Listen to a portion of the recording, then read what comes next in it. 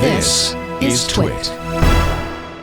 What's up, Ken, with TuxCare and .NET? Channeling Rob? Actually, no. I was reading an article by Christine Hall. She wrote about continued support for Microsoft's .NET 6.0 from TuxCare through TuxCare's Endless Lifecycle support program. Well, bad news is Microsoft.NET 6.0 reached end of life on November 12th, 2024. Yes, last year, or last November, so it's not that long ago. Fortunately, TuxCare is one of several companies offering aftermarket support for open source operating systems and other essential platforms after its developers move on. Yes, Microsoft is moving on.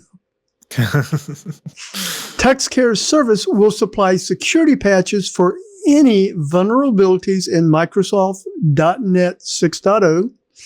According to Christine, it's becoming more common for sysadmins and DevOps teams to rely on services like TuxCare rather than go through the often frustrating and always time-consuming and costly ordeal of upgrading a process that often breaks essential secondary components, which then have to be upgraded or fixed also.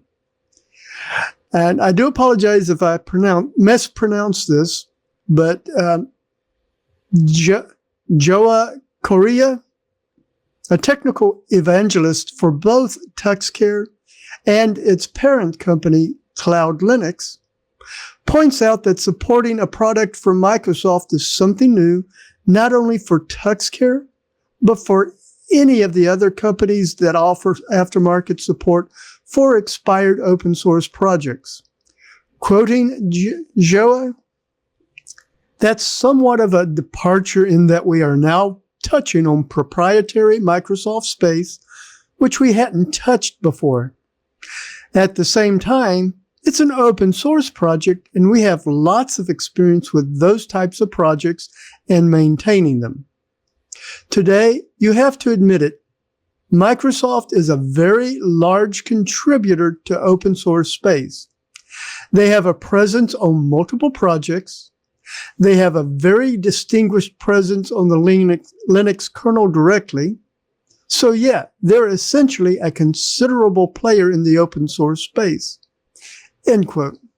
Now, Christine feels it's still pretty much business as usual and mainly just underlines how much the open source landscape has changed since the aughts or 2000s when Microsoft was public enemy number one.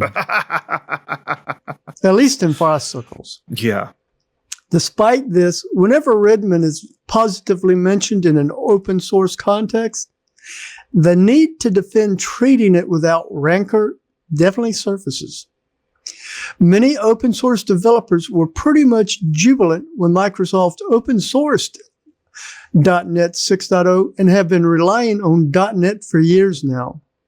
This makes the reasoning behind supporting it post end of life the same as it would be for offering extended support for any open source platform, especially since software written for .NET 6.0 will also need to be ported, which means even more time and more effort to fix something that isn't really broken. I recommend reading Christine's article for more details on this decision by TuxCare and her thoughts on providing aftermarket support for expired software. Yeah, that is very interesting that TuxCare is caring for .NET now, but it's an open source project. In fact, so .NET is this open source. It's this much open source. You can just install it with DNF and Fedora now. That's kind of the metric. It's, at least for me, that is my metric for whether something is actually completely open sourced and not patent encumbered. Is, can I just get it in a vanilla installed Fedora? Which means it's probably installable on RHEL as well. Yes. Yep. So those enterprise users are probably definitely going to take advantage of TuxCare's extended life cycle support. And I'm guessing the later versions of .NET are there's some API breakage in there so that it's not fully backwards compatible.